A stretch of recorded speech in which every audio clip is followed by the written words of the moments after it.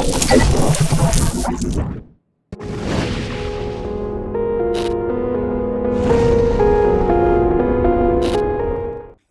el libro de Habacuc, espero que lo encuentren, están todas las Biblias, está en el Antiguo Testamento. Hay un momento en el que el profeta Habacuc, viendo la situación de su país, viendo lo que está sucediendo, se queja delante de la presencia del Señor. A nosotros se nos ocurrió en pleno confinamiento, jamás en nuestra vida pensábamos que íbamos a tener semejante respuesta, decirle a la gente que nos veía que hicieran un cartel y que lo pusieran en su casa que dijera prohibido quejarse. Yo pensaba que íbamos a recibir 4 o 5 carteles, centenares, miles de carteles de toda parte del mundo, de Israel, de Australia, de todas las partes, ¿no? Y era como un lema, una meta que nos pusimos: no nos vamos a quejar, porque la queja enfría la vida de la iglesia, la queja mata la fe, la queja te debilita física, mental y espiritualmente. ¿Sabían eso, verdad? Y hay un momento en el que el profeta Habacuc se ve tan rodeado de iniquidad, de pecado, de injusticia, de desorden, de caos, que comienza a hacer la típica pregunta: ¿por qué? ¿Por qué? ¿Por qué, Señor? ¿Por qué me permites ver todo esto? ¿Por qué me permites vivir en esta generación perversa? ¿Por qué me permites ver cómo pisotean y se burlan de tu palabra? ¿Por qué? ¿Por qué? Y entonces el Señor, después de que lo ha escuchado atentamente, le dice: te voy a dar algunas explicaciones. Y le da una serie de explicaciones muy interesantes, pero finalmente en el capítulo 2, en el versículo 4, el Señor le dice: he aquí que aquel cuya alma no es recta se enorgullece. Hay algo en una persona que no anda correctamente delante del Señor, que sale a la luz. En estos tiempos, queridos hermanos, está saliendo lo mejor y lo peor de nosotros, porque estamos siendo probados, y la prueba es proporcional a nuestro nivel de fe y de madurez. Nunca la prueba Dios te la va a mandar a tu vida para matarte, para destruirte, sino todo lo contrario, para fortalecerte.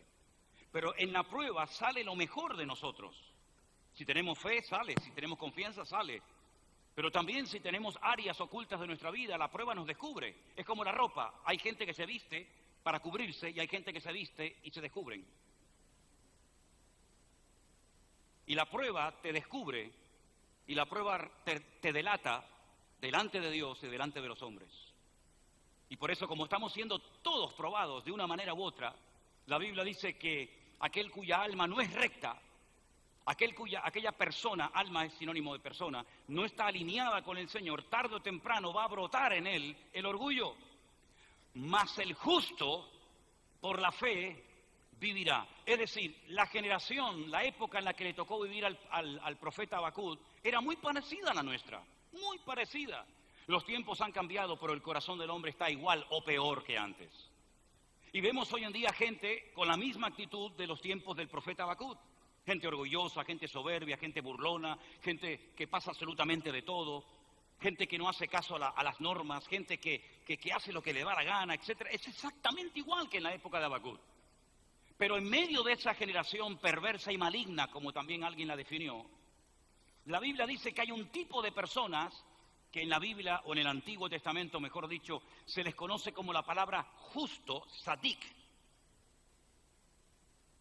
que dice que ese tipo de personas van a marcar una diferencia por la forma como van a hablar, por la forma como van a reaccionar, por la forma como van a vivir, y su conducta va a ser una conducta diferente. Y uno dice: ¿en qué podemos fijarnos en uno justo o en una persona que verdaderamente está alineada con Dios? Dice que por la fe vivirá. Ahora, es interesante porque para mí este era el versículo favorito del apóstol Pablo, y después les voy a mostrar por qué. Pero me llama muchísimo la atención, porque en medio de aquella generación perversa, en medio de aquella generación que estaba totalmente alejada de los caminos del Señor, no había el más mínimo temor y respeto a Dios y a su palabra, había y habrá siempre un remanente fiel de hombres y mujeres justas, alineados en la misma frecuencia de Dios, que por la fe iban a marcar una diferencia. Ahora, este versículo en hebreo no dice exactamente así como hemos leído esta mañana en castellano o en español.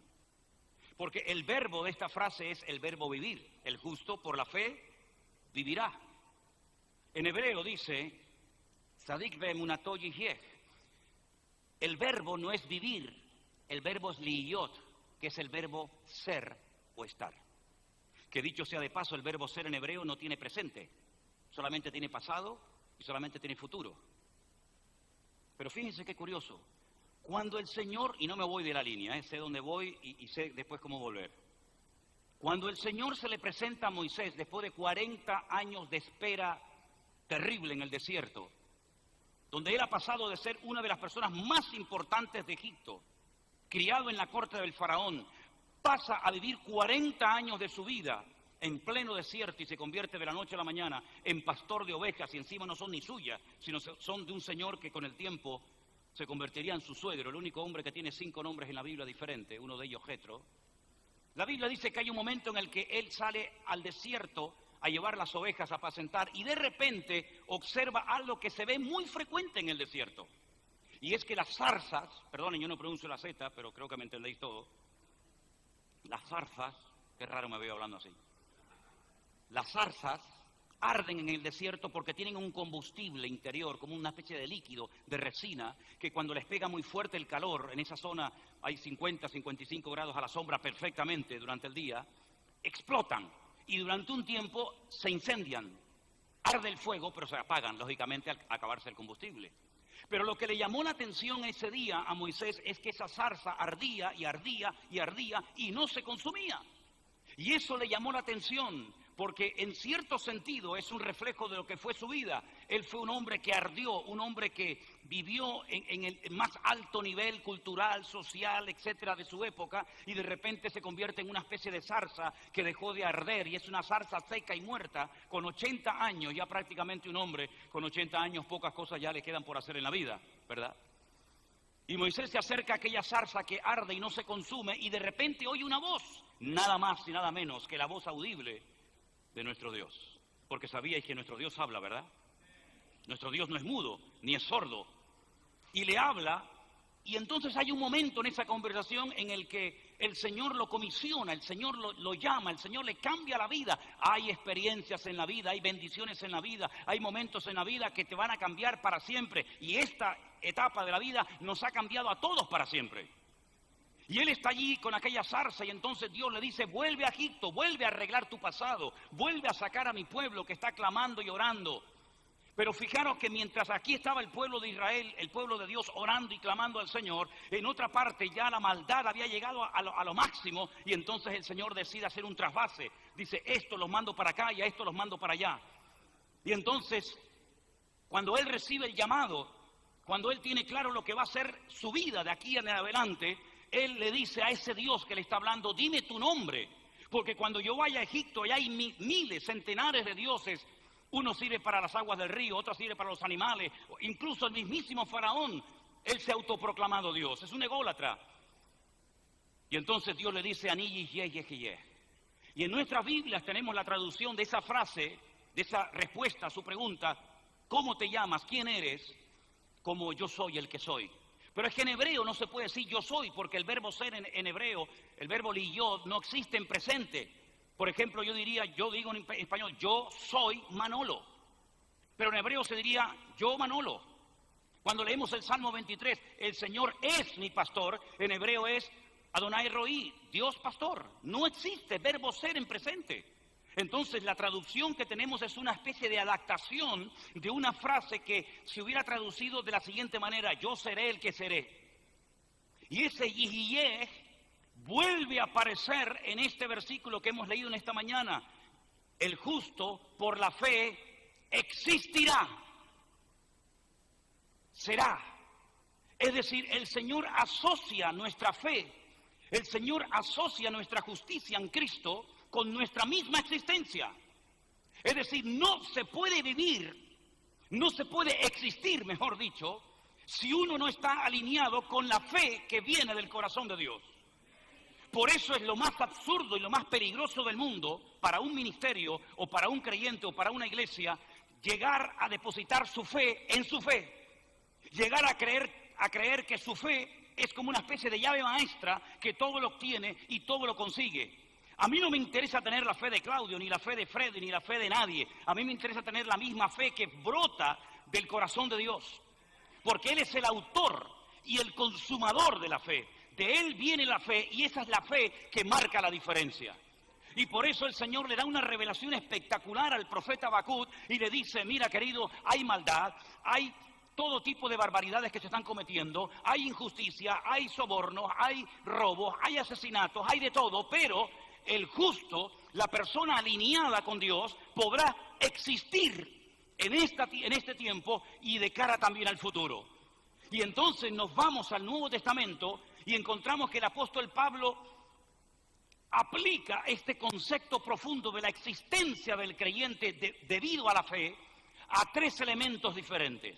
Por ejemplo, permítame llevarles a Romanos capítulo 1, versículo 17, donde el apóstol Pablo está hablando acerca de lo que es el Evangelio, en lo que consiste el mensaje del Evangelio. Él dice en Romanos capítulo 1, verso 16, no me avergüenzo del Evangelio, y da una explicación, porque es poder de Dios para salvación a todo aquel que cree. La palabra salvación es liberación, la palabra salvación es en sí mismo también salvación del alma o del espíritu. La palabra salvación también hace referencia a sanidad interna.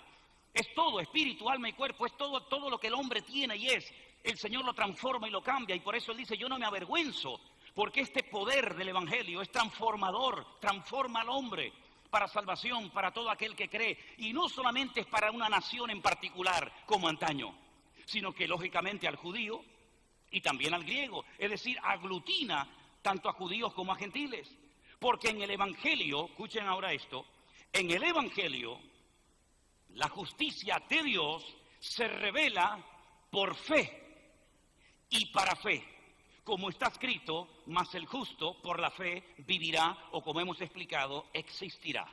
Es decir, si quieres que el Evangelio sea efectivo en tu vida, si quieres que el Evangelio sea poder transformador en tu vida, si quieres que en tu vida el Evangelio produzca cambios internos y externos y tu ministerio sea un ministerio para la honra y gloria de Dios, no te queda otra, querido, que alinearte con la fe de Dios y hacer del Evangelio y de la fe y de la justicia en Dios tu misma existencia. Es imposible hoy en día vivir sin Dios. Es totalmente imposible hoy en día mantener una iglesia abierta, un ministerio efectivo y eficaz, si no nos alineamos con la fe que viene del corazón de Dios y si no le permitimos a Él que su existencia, que su propia vida viva a través de nosotros. Está muy bien tener conocimiento de la Biblia y sabéis que yo le doy un énfasis tremendo a todo esto. Pero si no pasamos de la información a la revelación de esa información a través del Espíritu de Dios, no vamos a ser transformados. Porque la información por sí misma no cambia. Lo que cambia es cuando esa información se hace carne, se hace vida en ti. Y entonces viene la transformación que no produce un predicador, que no produce un culto por internet, que no produce un libro, sino produce el Espíritu vivo de Dios que mora en tu corazón. Y por eso dice la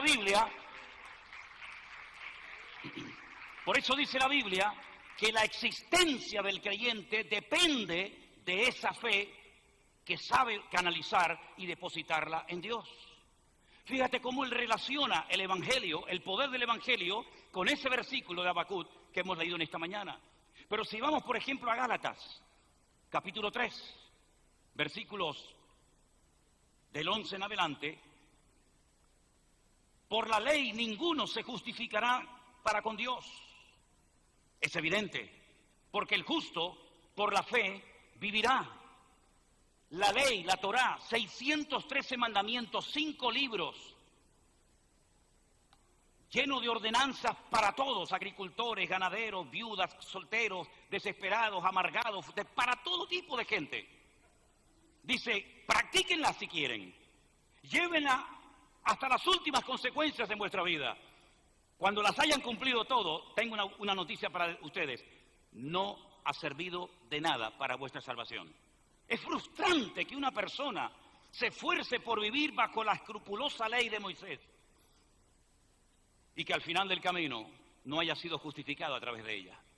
Porque Pablo dice, o mejor dicho, Dios dice a través de la pluma de Pablo, que la ley no es de fe, la ley es hacer y hacer y hacer y hacer y continuamente estar haciendo cosas. Pero Dios no ha venido para darnos una lista de cosas que tenemos que hacer. Fijaros la pregunta del carcelero de Filipo, ¿qué tengo que hacer? Y Pablo dice, no es hacer, querido, es creer. No tienes que hacer esto y aquello, sino es, si crees en el Señor Jesucristo, serás salvo. Fíjate que él asocia la fe con la justicia, con el Evangelio, y ahora asocia la fe, la existencia del justo, la asocia con la vida de la ley. Algo tan importante en la cultura judía. Pero queridos hermanos, la palabra de Dios nos enseña que esa fe que hemos recibido como justos, como justificados por la sangre de Cristo, puede crecer, puede estancarse, puede madurar, puede compartirse. Estoy seguro que la fe que tienes ahora en ti habitó primeramente en tu abuela Loida y después en tu madre Eunice. Es una fe que traspasaba espacio y tiempo de generación en generación. Es el Dios de Abraham, pero también el de Isaac, y también el de Jacob, y también el de José, y también el de David. No es el monopolio de un patriarca que tiene la fe y no se la comparte a nadie, sino es una fe que tú puedes utilizarla, me explico, para que esa fe pueda ser una fe productiva. Y hay momentos en los que el Señor nos permite, Él corre el velo y nos permite ver los distintos niveles de fe y de crecimiento de esa fe en la vida de una persona. Hombre de poca fe. Tiene fe, pero es poca.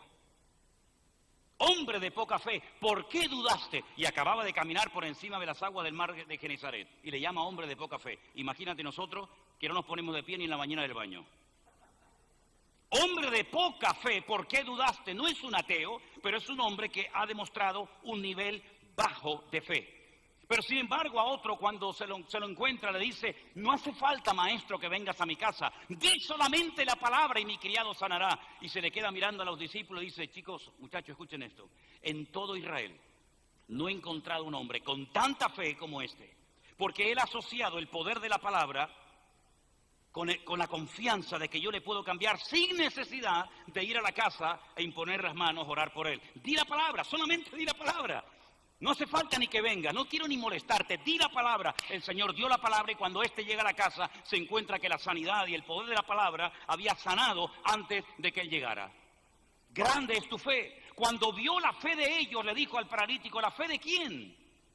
Si el pobre paralítico estaba ya, el pobrecito que no tenía ya ganas ni de vivir, pero cuando vio la fe de aquellos que la pudieron traspasar y la pudieron, digamos, utilizar para que el Señor hiciera el milagro, el Señor antes de hacer el milagro por dentro y por fuera le dice, cuando vio la fe de ellos, luego Dios la está viendo.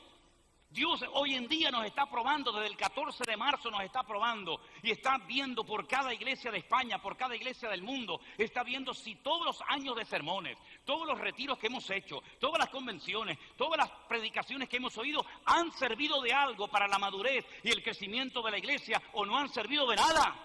Es ahora el momento de demostrar que somos hombres de fe. Hace años atrás, cuando no teníamos ni siquiera tal vez orar por una necesidad, bueno, no sabíamos si teníamos una fe buena o no, pero queridos hermanos, es ahora el momento de demostrar el tipo de fe que tenemos.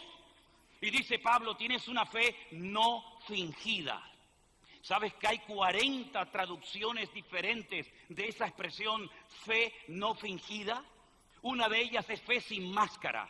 Una de ellas es no solamente fe sin máscara, sino una fe genuina, una fe auténtica, una fe real, una fe que nos permite marcar una diferencia en estos tiempos en los que estamos viviendo. Estamos en tiempo de cambios y estamos en tiempos en los que la iglesia tiene que ponerse los pantalones largos y demostrarle al mundo que nosotros hablamos diferentes, nos comportamos de una forma diferente. Pero no porque seamos mejores que nadie, sino porque tenemos un Dios diferente, un Dios vivo, un Dios que ha vencido a la muerte y que estará con nosotros todos los días hasta el fin del mundo. Y por eso dice la Biblia que el justo podrá existir, no solamente vivir, sino existir, marcar una diferencia a través de la fe que has depositado en el Señor. Hay un tercer versículo donde aparece Habacuc y es en el libro de Hebreos, capítulo 10, verso del 38 en adelante. Si quieren leemos a partir del 35. Hebreos 10:35. No perdáis pues vuestra confianza, que tiene grande galardón. Porque os es necesaria la paciencia para que, habiendo hecho la voluntad de Dios, obtengáis la promesa. Porque aún un poquito, y el que ha de venir vendrá y no tardará. Mas el justo, por la fe, vivirá. ¿Cuántas veces he oído creyente y dice, Señor, ven pronto, ya no aguanto más? ¿Hay alguna aquí así? Ya no aguanto más, Señor, ya estoy cansado. Llévame contigo. Es la oración típica del cobarde. Llévame contigo, ya no aguanto más. Gracias a Dios que cuando estamos desanimados, el Señor no escucha nuestras tonterías. Llévame contigo. A mí me habría llevado el Señor ya 500 veces, ¿verdad? El Señor dice en su palabra, la confianza tendrá galardón y recompensa. Pero si algo nos hace falta hoy en día para vivir y para ministrar, es la paciencia.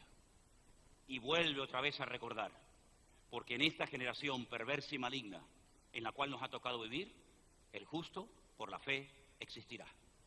El justo por la fe podrá aguantar la prueba. El justo podrá aguantar el chaparrón. Podremos salir, como cantábamos en esta mañana, de la tormenta victoriosos y bendecidos y fortalecidos. Porque ¿qué es lo que será? Lo mismo que fue. Porque nada hay nuevo debajo del sol. Es decir, ¿cómo sabemos cómo va a terminar la iglesia en los últimos tiempos? Uno dice, no lo sé, pues tienes que mirar cómo empezó. Porque siempre el Señor revela su futuro en tiempo pasado. En la Biblia es así. El futuro está escrito en tiempo pretérito, en tiempo pasado. Y por eso dice en Eclesiastés, que lo escribió ¿quién? Salomón, el hombre más sabio y dotado espiritualmente del Antiguo Testamento. ¿Qué es lo que será? ¿Cómo puedo saber cómo va a terminar la obra? ¿Cómo va a terminar mi ministerio? ¿Cómo va a terminar la iglesia en definitiva? Pues tienes que mirar cómo empezó. ¿Cómo empezó la iglesia? De una manera tal vez muy sencilla, muy humilde, encerrados en una habitación, muertos de miedo, pero de repente, el factor sorpresa. Gloria a Dios.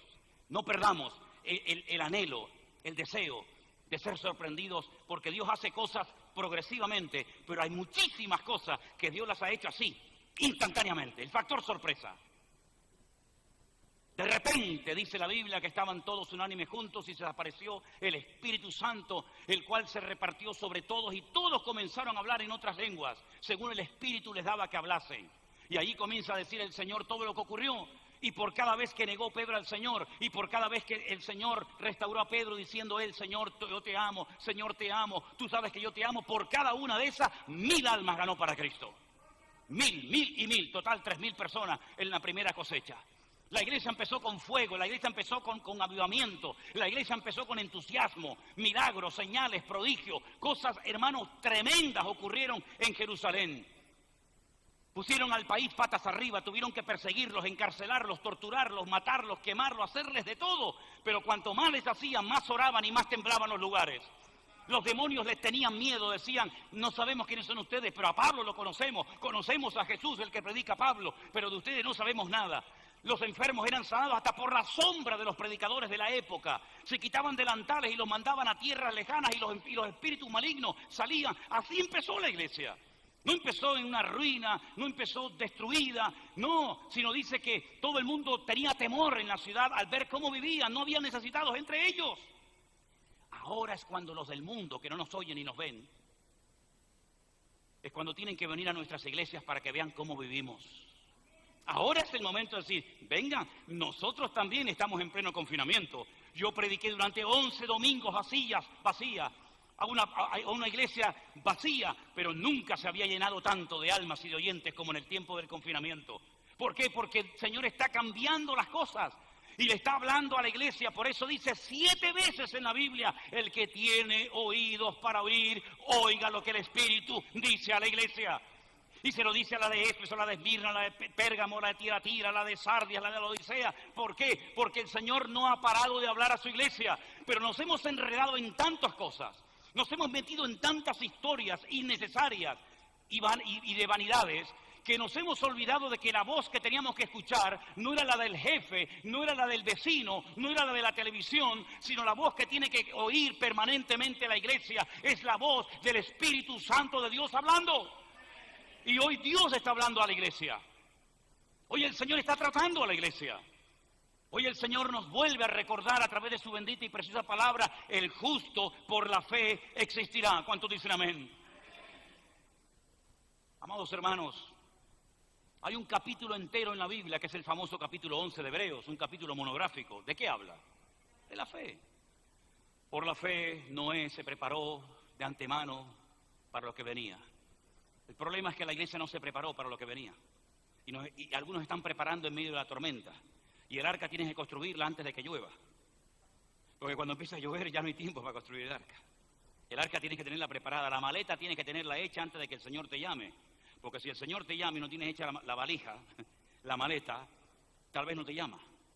Tenemos que prepararnos de antemano. Por la fe Abraham fue capaz de dejarlo todo. Algunos de los que están aquí han dejado sus países, sus tierras, sus amigos, sus familiares, su cultura, todo, para venir a un país y empezar una vida nueva, ¿verdad?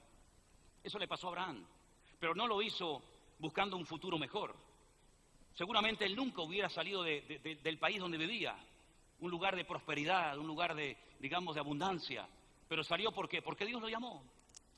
Y dice que salió sin saber a dónde iba. Es un disparate, decir, ¿cómo salir sin saber a dónde iba? ¿Y por qué salió? Por fe.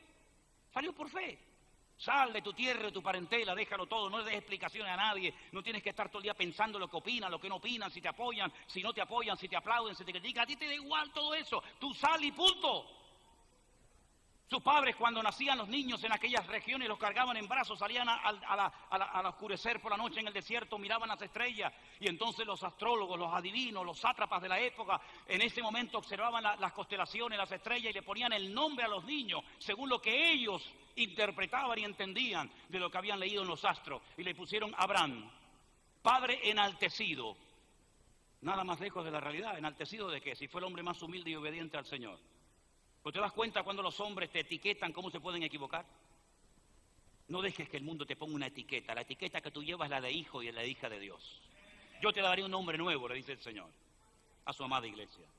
Y entonces cuando él tiene un encuentro con el Señor, y si hay algo que se caracteriza y que se desprende de la vida de Abraham, es que es fe. Todo es fe en Abraham. Todo lo que Dios le pide fe. Le dice, sal afuera. Te llevaron de niños cargados en brazos. No deje que nadie te lleve. Deja que el Señor te mueva. Y el Señor le dice, sal de tu tienda y mira las estrellas del cielo y cuéntalas si puedes. Así será tu descendencia. Un viejito con 90 años, su mujer estéril. Cámbiate el nombre. Y le añade una letra de Abraham, pasa a llamarse Abraham, y le añade solamente una letra que se llama la letra Hey. Y el valor numérico, el valor como persona, cambia de 243 a 248, el nombre de Abraham a Abraham, y eso significa padre de multitudes, porque ahora yo estoy en tu vida. Y cuando Dios está en una vida, hay prosperidad, hay bendición, hay respaldo de Dios. Hasta ahora no estaba yo en tu vida por ninguna parte, pero ahora yo voy a estar hasta dentro de tu nombre, porque el nombre es el código genético de la persona. Hay gente que hace cosas y no sabe por qué las hace. ¿Cómo te llamas? Y entonces digo, claro, te llamas así y actúas así y no tienes ni la más remota idea de que hay un código genético, espiritual, y en el nombre, cuidado el nombre que le vas a poner al niño, cuidado el nombre que te pusieron tus padres, entiende lo que significa, porque te han marcado, porque lo primero que Dios le dijo a Adán y a Eva es, o Adán, ponle nombre a las cosas, y el nombre que le pongas así actuará. Perro, Keleb, Kol-Lev, todo corazón, Ari, temor al león, y así le fue buscando la esencia. Y entonces Dios le cambia el nombre y va a Sara y le dice, vamos a ser padre, y Sara se ríe, porque no da crédito. ¿Cómo voy a ser yo madre a estas alturas? No fui ni cuando tenía 20 o 30 años, lo vamos a hacer ahora. Pues no tuvieron uno, tuvieron un montón, porque fue un hombre de fe, y la fe se ríe de lo imposible. No hay nada imposible para Dios. Uno dice, pero Señor, ¿cómo vamos a pagar los salones de la iglesia? ¿Cómo vamos a hacer reforma? ¿Cómo vamos a pagar Biblia? El que cree, al que cree, todo le es posible. La fe cambia las cosas, hermanos. Y cuando entramos dentro de la agenda de Dios, en esa agenda de Dios, en ese terreno de Dios, muévete con libertad, que Dios te va a respaldar. Ahora, no quieras meter a Dios en tu agenda y en tu fe. Métete en la fe y en los planes del Señor. Y entonces vas a ver que todo lo que pises, dentro del terreno, dentro del marco que Dios te ha dado, Dios te lo entregará y nadie te lo podrá quitar. Aunque abran 20 iglesias más en este polígono, me da igual, lo que Dios me ha dado, nadie me lo podrá quitar, porque lo que te da el hombre mañana te lo quita, pero lo que te da Dios, nadie te lo podrá quitar en todos los días de tu vida. Gloria a Dios. Y entonces fueron padres. Y cuando él transmite esta fe a su hijo, la existencia misma a su hijo Isaac, ya su padre muere. Su padre hubo un momento que descendió a Egipto y el Señor le dice, sal de Egipto. Ahora hay un momento también de crisis y yo no sé por qué, pero ustedes fíjense, siempre en Egipto hay agua. Siempre en Egipto hay trabajo. Siempre en Egipto hay abundancia. Y uno dice, pero ¿será posible? ¿Y por qué los impíos prosperan más que nosotros? Son las preguntas que los profetas le hacían al Señor. ¿Y por qué a ellos parece que la vida les sonríe y a nosotros todo nos va mal? Son las típicas preguntas eternas que el hombre se ha hecho de generación en generación. Y entonces Isaac tiene un problema, las ovejas se le están muriendo de sed, no hay comida, no hay pasto, vamos a Egipto. Y Dios le dice, no. Pero es que papá fue, sí, papá sí, pero tú no. No imitemos a nadie. Sigamos solamente al Señor. No hay que ir a Colombia, a Pensacola, a Toronto, a Corea, por aquí, por allá, buscando la varita mágica, buscando al hombre, buscando la unción. Métete en la habitación, cierra tu puerta y tu Padre que te ve en secreto te recompensará en público. Esa es la bendición de Dios. No vayas a Egipto. ¿Para qué vas a Egipto? Quédate aquí. ¿Dónde vivía él? Beer-sheba. Dos palabras compuestas. Beer, pozo. Sheba, 7. La ciudad de los 7 pozos. Ciudad del Negev. Arena, calor, abrasador, terrible. Y le dice, quédate aquí y siembra. Pero Señor, ¿aquí qué voy a sembrar? Un pepino voy a sembrar aquí. Aquí no hay nada, no hay agua. Ponte a cavar. Todo el mundo buscaba agua, nadie encontraba agua. Él cada vez que cavaba, encontraba agua. Venían los enemigos, le tapaban el pozo. Dije, abre otro. Encontraba agua, se lo tapaban. Abre otro. En otras palabras, no te detengas. Te van a querer echar tierra al pozo toda la vida. Pero tú no te preocupes. Aunque caves dentro de una piedra te va a salir agua, porque cuando el Señor está contigo, nadie te podrá hacer frente en todos los días de tu vida. El bien y la misericordia no los tienes que seguir, te van a seguir a ti, querido. Y entonces él se dio cuenta de que en el desierto se puede cultivar, en el desierto hay agua, solamente que hay que encontrarla, dirigidos por el Señor. En el desierto, dicho sea de paso, cuando la gente me dice, es que estoy atravesando un desierto, digo, gloria a Dios. Pero no. Y ahora te voy a decir por qué. En el desierto es donde los milagros más grandes se han visto. Cuando hablaban mal, cuidado, cuando hables mal, las serpientes que estaban debajo de la arena salían arriba y picaban a la gente y morían. Mientras hablaban bien, las serpientes estaban debajo y no picaban ni moría nadie. El agua, ¿dónde estaba? Debajo de sus pies. Pero cuando oraban al Señor, el Señor les mostraba, cavaban y ahí estaba el agua. La palabra desierto es Bamidbar. Dentro de la palabra desierto hay 3 letras, que es Dabar, que significa hablar. Bamidbar significa desierto, lo traducimos al castellano, pero en hebreo significa el lugar donde Dios habla. ¿Queremos que Dios te hable? Hay que ir al desierto. Hay que ir al desierto. ¿Dónde fue probado y dónde fue lleno del Espíritu el Señor? En el desierto. ¿Dónde le habló el Señor a Elías? En el desierto. ¿Dónde pastoreó el Señor a su pueblo? En el desierto. ¿Dónde caía el maná? En el desierto. ¿Dónde venía la provisión de Dios cada día? En el desierto. ¿Dónde fueron vencidos los mayores enemigos del pueblo de Dios? En el desierto. Hermanos, en el desierto espiritual en el que nos encontramos ahora mismo, espiritualmente hablando, es el lugar donde más vamos a ver la gloria de Dios, más que nunca. Como pastores siempre tenemos una preocupación o una carga, y es decir, Señor, ¿qué va a pasar con este tiempo? Ya no puede venir todo el mundo, algunos tal vez se han marchado o han muerto, pero el Señor va a cuidar de su obra y va a cuidar de su iglesia. Y quiero ir concluyendo, aunque me quede, yo tengo las 10:30 de la mañana. ¿Saben qué? Lo natural siempre es un reflejo de lo espiritual. Dios lo ha puesto al revés. Mira de abajo para arriba y entenderás lo que hay arriba sin necesidad de estar allí. Cuando yo vine a este salón la primera vez, sí, gloria a Dios, estaba muy bien, con muchas posibilidades, pero no era ni la sombra de lo que es hoy en día. Ha habido cambios tremendamente significativos. El techo, las luces, el aire acondicionado, la iluminación, las paredes, todo ha cambiado. ¿Y nuestras vidas han cambiado en este tiempo? ¿Maranata tiene mensaje que ofrecer a Alicante y a la comunidad valenciana? ¿Tiene Maranata mensaje para esta ciudad? ¿Qué mentalidad queréis tener? ¿Queréis pastorear la ciudad? Adelante, Dios la ha puesto en vuestras manos, Claudio. ¿Queréis pastorear una iglesia local? Gloria a Dios, no hay ningún problema. Es tiempo de cambiar de mentalidad, porque nuestros pensamientos nos controlan y nos dominan, para lo bueno y para lo malo. No es el tiempo, decían aquellos, porque habían perdido la fe, habían venido del cautiverio y habían perdido la fe por el camino. Habían iniciado con entusiasmo la obra, pero el entusiasmo hay que mantenerlo. El entusiasmo hay que... No es que yo antes tenía 20 años, 30 años y ¿qué? Si a lo mejor ahora es cuando recién estamos comenzando en el ministerio. Yo tengo esa sensación, ¿sabes? Yo voy a cumplir el año que viene 40 años de ministerio a tiempo completo. Y ahora recién es cuando estoy empezando.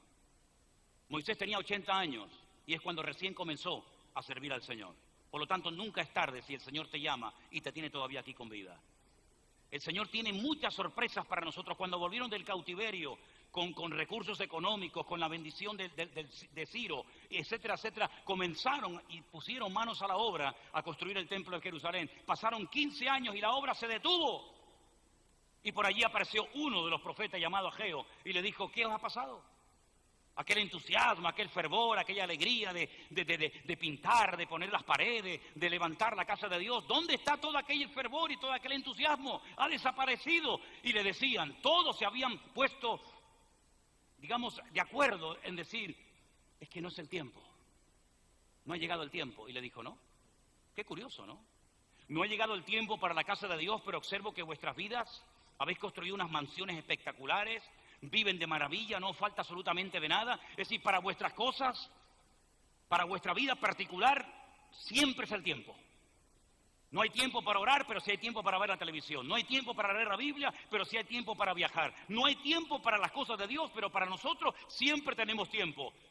Y sabéis la razón por la cual no llueve hace mucho tiempo. Sabéis la razón por la que nunca podéis llegar a pagar todo lo que debéis. Sabéis por qué echáis vuestro sueldo a primero de mes y es como si hubiera un hueco y se desaparece. Sabéis por qué sembráis mucho y cosecháis poco. ¿Sabéis por qué? Porque habéis puesto al Señor en la última parte de la lista y tenéis que darle la vuelta, subir al monte, cortar madera, poner al Señor en primer lugar y la gloria postrera de esta casa será mayor que la primera. Y no empiecen a poner excusas y más tonterías porque el Señor es el Dios de la plata y del oro.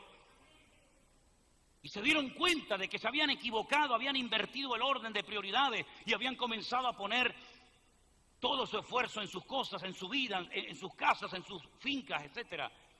Y habían dejado de vivir una vida de fe. Y el Señor nos llama hoy a vivir, a existir cada día de nuestra vida a través de la fe que tenemos depositada en nuestro Dios. ¿Cuántos dicen amén? Hoy tenemos que tomar una decisión, mis queridos hermanos. Yo te invito a que cierres tus ojos ahí donde estás. Y en este momento, yo te hago una pregunta que depende cómo la contestes, depende cómo la respondas. Cuando salgas por esas puertas, todo dependerá de cómo vas a responder a esta pregunta que te voy a hacer hoy. ¿Estás dispuesto, estás dispuesta, hermana, a que el Señor hoy te sorprenda, te cambie? ¿Estás dispuesto a entregar tu agenda particular y personal a Dios?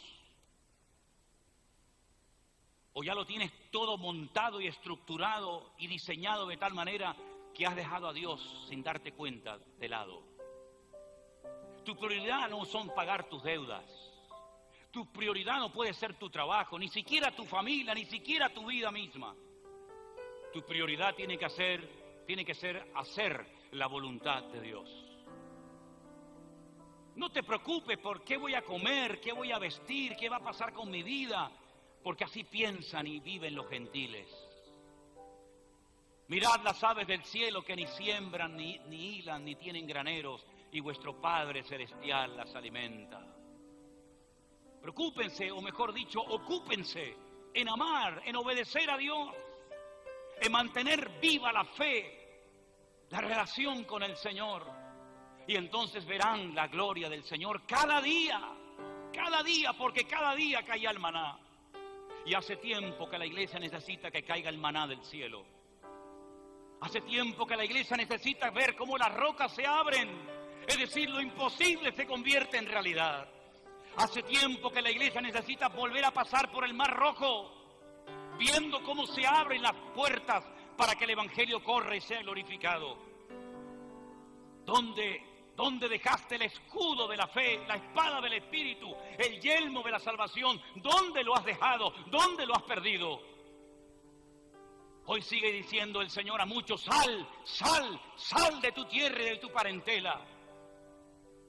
Y por eso queremos que en esta mañana, como Abraham, decirle al Señor, dolorido y sin fuerza, Señor, pero con el puñal en alto, dispuesto a hundirlo sobre lo más querido, si tu voz me lo ordena.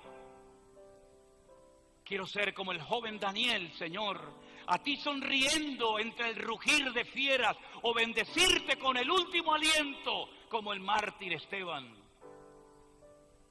Así, Señor, quisiera amarte, en aquellas 10 centellas de tu ley que dan vida, matan y atormentan, hacer un Sinaí de mi cerebro y de mi alma y corazón, 2 tablas que pregonen tu palabra. Así quiero amarte, Señor, mas si la fe me falta y cual Pedro te niego, vuélveme, Señor, inquiéreme y pregúntame: ¿me amas? Y al verme llorando te diré: Señor, te amo, tú sabes que te amo, Señor. Hoy necesitamos una lluvia de bendición del cielo. Hoy la iglesia tiene que salir del estancamiento y de la tristeza.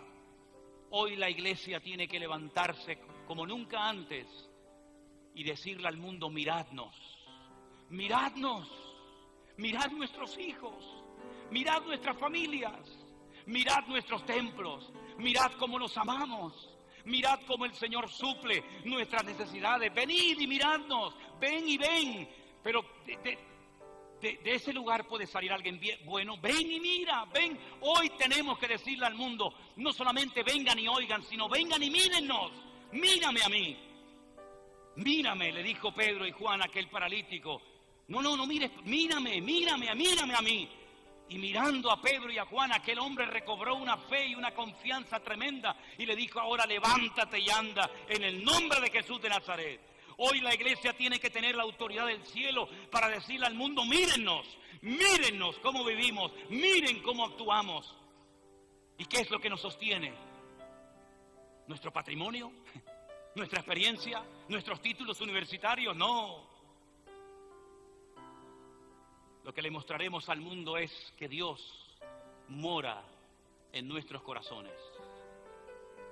Y Él nos está enseñando la oración que aprendimos hace años: Padre nuestro que estás en los cielos, ¿verdad?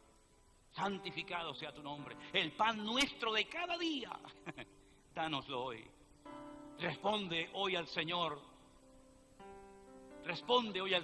afirmativamente. Dile: Señor, yo quiero ser sorprendido, quiero cambiar, quiero alinearme contigo. Quita de mí el temor, porque hay mucho temor en el ambiente, ¿saben?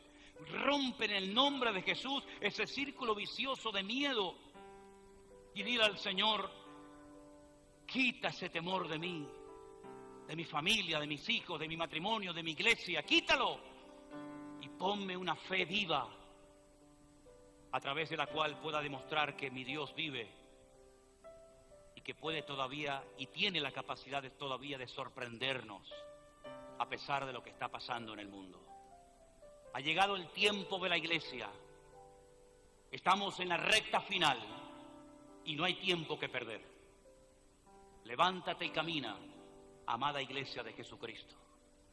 Y que el Señor nos fortalezca y nos siga ayudando a todos a seguir adelante en sus caminos. Bendito sea el nombre de Dios. Aleluya. Gloria al Señor. ¿Cuántos dicen?